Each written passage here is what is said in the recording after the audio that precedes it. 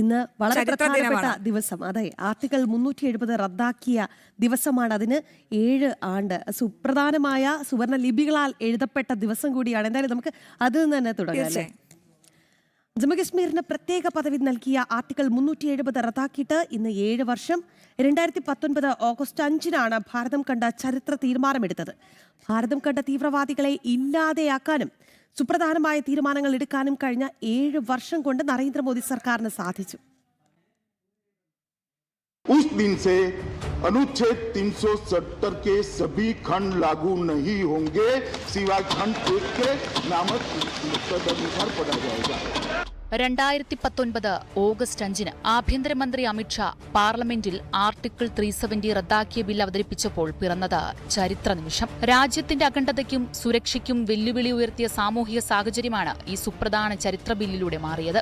ജനസംഘം സ്ഥാപകൻ ശ്യാമപ്രസാദ് മുഖർജി ഉൾപ്പെടെയുള്ള ധീരദേശാഭിമാനികളുടെ ബലിദാനം അർത്ഥവത്താക്കിക്കൊണ്ടാണ് അന്ന് പാർലമെന്റിൽ ഈ ചരിത്ര നിമിഷം പിറന്നത്.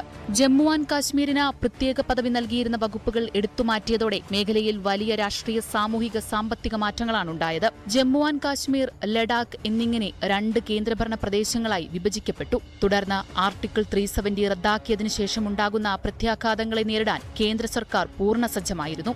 ജമ്മു കാശ്മീരിലെ സാമൂഹിക സാഹചര്യത്തെ പൂർണ്ണമായി മാറ്റിമറിക്കാൻ ഇതിലൂടെ സാധിച്ചു.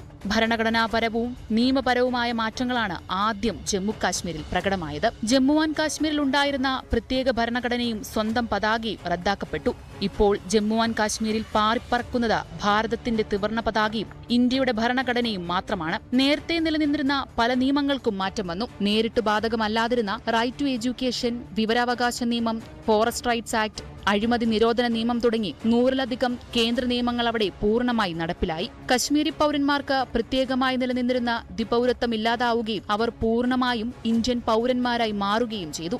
ഇത് വലിയൊരു രാഷ്ട്രീയ സാമൂഹിക മാറ്റത്തിനാണ് വഴിതിരിച്ചത്. 35A വകുപ്പ് പ്രകാരം കശ്മീരിന് പുറത്തുള്ളവർക്ക് അവിടെ ഭൂമി വാങ്ങാനോ സ്ഥിരതാമസമാക്കാനോ അവകാശമുണ്ടായിരുന്നില്ല. പുതിയ നിയമങ്ങൾ വന്നതോടെ ഭാരതത്തിലെ ഏതു പൌരനും അവിടെ ഭൂമി വാങ്ങാനും ജോലി ചെയ്യാനും സാധിക്കും. ഈ മാറ്റങ്ങളോടെ വനിതകളുടെ അവകാശങ്ങൾക്കും പൂർണ്ണമാറ്റം കണ്ടു തുടങ്ങി. മുൻപ് ഒരു കശ്മീരി വനിത സംസ്ഥാനത്തിന് പുറത്തുള്ള ആളെ വിവാഹം കഴിച്ചാൽ അവരുടെ കശ്മീരിലെ സ്വത്തവകാശം നഷ്ടപ്പെടുമായിരുന്നു. എന്നാൽ 370 വകുപ്പ് റദ്ദാക്കിയതോടെ ഈ വിവേചനം അവസാനിച്ചു. കൂടാതെ പിന്നോക്ക വിഭാഗങ്ങളുടെ ക്ഷേമത്തിനും മാറ്റം വന്നു. വെസ്റ്റ് പാകിസ്ഥാൻ അഭയാർത്ഥികൾ, വാൽമീകി സമുദായക്കാർ, ഗോർഖകൾ എന്നിവർക്ക് പതിറ്റാണ്ടുകളായി നിഷേധിക്കപ്പെട്ടിരുന്ന പൌരത്വ അവകാശങ്ങളും വോട്ടവകാശവും ലഭിച്ചു. പട്ടികജാതി പട്ടികവർഗ വിഭാഗങ്ങൾക്ക് രാഷ്ട്രീയത്തിലും വിദ്യാഭ്യാസത്തിലും സംവരണം ഉറപ്പാക്കി. മുൻകാലങ്ങളിൽ കശ്മീർ താഴ്വരയിൽ പതിവായിരുന്ന കല്ലേറുകളും പ്രത്യേകിച്ച് ഭാരത സൈന്യത്തിന് നേരെയുണ്ടായ കല്ലേറുകളും സ്ഥിരമായി ഉണ്ടായിരുന്ന ഹർത്താൽ ആഹ്വാനങ്ങളും ഗണ്യമായി കുറയുകയും അതിർത്തി കടന്നുള്ള ഭീകരാക്രമണങ്ങളിൽ കുറവുണ്ടാവുകയും ചെയ്തു. സുപ്രധാന മാറ്റമെന്ന് ഇന്ന് ജമ്മു കാശ്മീർ താഴ്വരയിൽ കാണാൻ സാധിക്കുന്നത് സാമ്പത്തിക വിനോദസഞ്ചാര മേഖലയിലുണ്ടായ മാറ്റമാണ്. ക്രമസമാധാന നില മെച്ചപ്പെട്ടതോടെ കശ്മീരിലേക്ക് എത്തുന്ന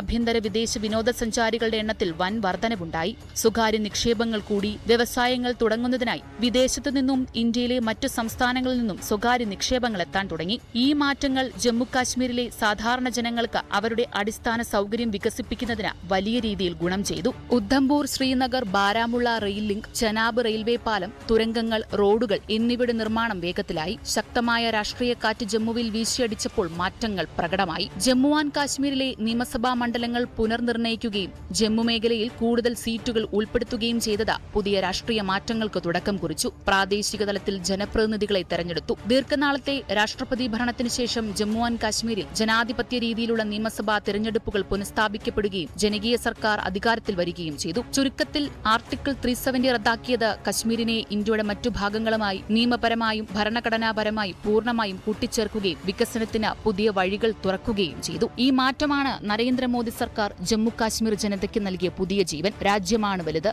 രാജ്യം മാത്രം. ന്യൂസ് ഡെസ്ക്, ജനം.